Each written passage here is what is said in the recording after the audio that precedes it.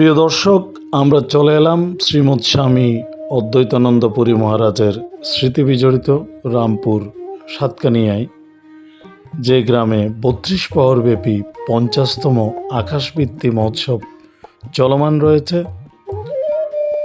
সুবর্ণ জয়ন্তীর পুরো আয়োজনটা কেমন চলছে এবং আকাশবৃত্তির সম্পূর্ণ তাৎপর্যটাই বা কী, সেটা আমি আপনাদের কাছে তুলে ধরব। আসেন আমাদের সাথে, চলেন দেখি আকাশবৃত্তি কেমন চলছে। চলেন। আকাশবৃত্তি সম্পর্কে জানতে হলে পুরো ভিডিওতে আমার সাথে থাকুন। এই যে বাক্সটি দেখতে পাচ্ছেন, এখানে গুরু পরম্পরার ধারাবাহিকতা অনুযায়ী যে যার যার ইচ্ছে মতো কাউকে না জানিয়ে প্রণামী রেখে যান।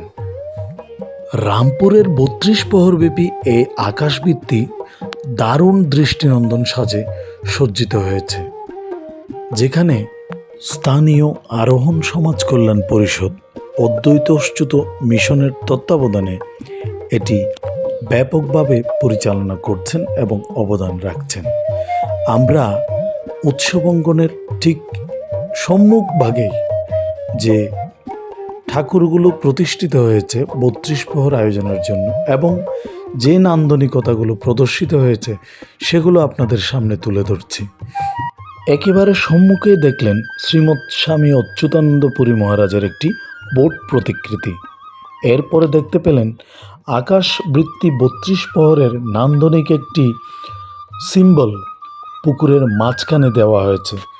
তারপর দেখলেন প্রসাদ কেন্দ্রের জন্য তৈরি করা দারুণ একটি গেট এবং দর্শনার্থীরা কিভাবে এটি উপভোগ করছেন সেটিও দেখবেন।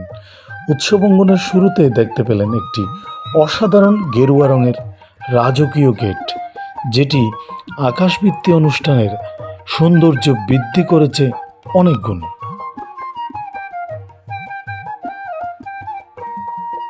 গেটের অভ্যন্তরে প্রবেশ করতে চোখে পড়ল শ্রী শ্রী রক্ষাকালী মন্দির এবং একটি শিব মন্দির।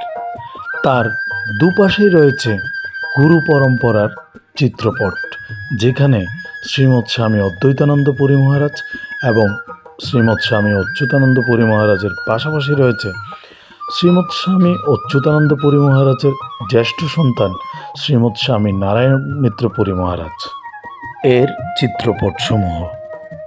প্রায় ৬ দিনব্যাপী পুরো আয়োজনের জন্য সমগ্র আকাশবৃত্তি অনুষ্ঠানস্থল সেজেছে এক রাজকীয় ভঙ্গিতে, যেখানে আপনারা দেখতে পাচ্ছেন অসাধারণ আলো এবং সাজসজ্জার একেবারে দারুণ মেলবন্ধন। আকাশবৃত্তির বিস্তারিত তাৎপর্য তুলে ধরার আগে আপনাদেরকে একটু হরিনাম অঙ্গনে নিয়ে যেতে চাই। আপনারা একটু হরিনাম শুনুন, এরপর আমি বিস্তারিত বলছি।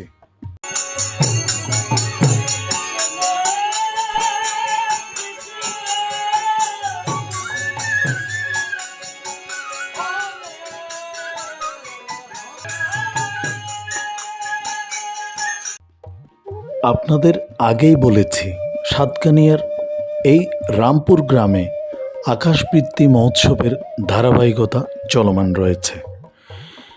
এখানকার সবচেয়ে আশ্চর্যের বিষয় হলো, এই মহোৎসবের জন্য কেউ কোনো প্রণামী হাতে হাতে দেন না বা নেন না। যে যার যার মনের ইচ্ছে মতো লোকচক্ষুর অন্তরালে প্রণামী প্রদান করেন একটি বাক্সে। আসলে অনেক ভক্তই জানেন না যে শ্রীমৎ স্বামী অদ্বৈতানন্দ পুরী মহারাজ এবং ওনার ছোট ভাই অচ্যুতানন্দ পুরী মহারাজ কর্তৃক প্রতিষ্ঠিত এই আকাশবৃত্তির আসল বৃত্তিটা কি। আকাশবৃত্তি এমন একটি আধ্যাত্মিক দর্শন যা ভক্ত এবং ভগবানের মধ্যে ত্যাগের একটি সম্পর্ক স্থাপন করে। আসলে এখানে বিষয়টা এমন যে কোনো ভক্ত কোথা থেকে আসবেন, কি নিয়ে আসবেন, পুরো আয়োজনটা কে সামলাবেন, কারা সামলাবেন, কিভাবে সামলাবেন, বা পুরো আয়োজনের জন্য তারা বিভিন্ন জিনিসপত্র বা প্রয়োজনীয় দ্রব্যাদি কোথা থেকে জোগাড় করবেন বা সংগ্রহ করবেন এসবের কেউ কিচ্ছু জানেন না। তারা শুধু দিন শেষে এটাই বলতে পারবেন যে সব কিছু সুন্দরভাবে দারুণভাবে সমাপ্ত হবে এবং বেশ আনন্দ ও প্রার্থনায় পালিত হবে আকাশবৃত্তির এই আয়োজন। মানে ব্যাপারটা আপনারা উপলব্ধি করতে পেরেছেন তো? অর্থাৎ আকাশের নিচে মানে এই বিশ্ব ব্রহ্মাণ্ডের নিচে ভক্তদের যা কিছু প্রয়োজন হবে সেটা ভগবান আপনা আপনিই মিটিয়ে দেবেন। সেটা মিটিয়ে দেওয়ার জন্য হয়তো কেউ বা কারা উপলক্ষ হতে পারেন এবং সেই উপলক্ষ থেকে তারা দানে সামিল হতে পারেন ভক্তদের মধ্যে। আসলে সব কিছুই চলে আসে ভগবানের কাছ থেকে, কেউ না কেউ এতে উপলক্ষ হয়ে যান।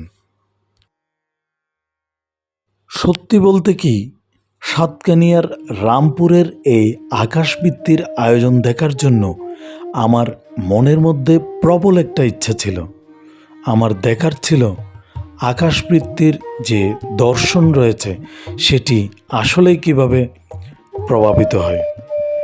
আমি কমপক্ষে হলেও 2 ঘন্টার উপরে এই পুরো আয়োজনে ছিলাম এবং অবস্থান করেছি। 1 টাকাও অথবা একটি মাত্র বস্তু বা দ্রব্যাদি কোনো একজন ভক্তকে প্রদান করতে দেখিনি।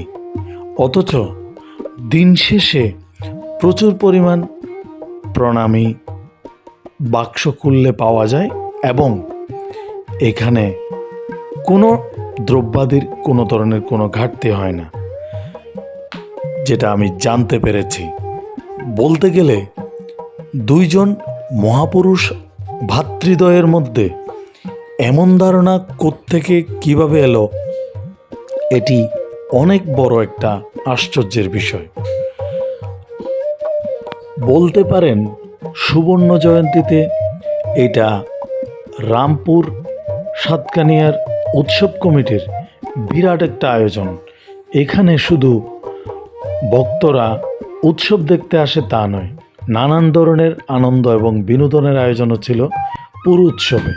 আপনারা এই যে সুবর্ণ জয়ন্তীর জন্য দৃষ্টিনন্দন স্থাপনাটি দেখতে পাচ্ছেন, এটি ভক্ত হৃদয়ে দারুণ একটি সাড়া ফেলেছে।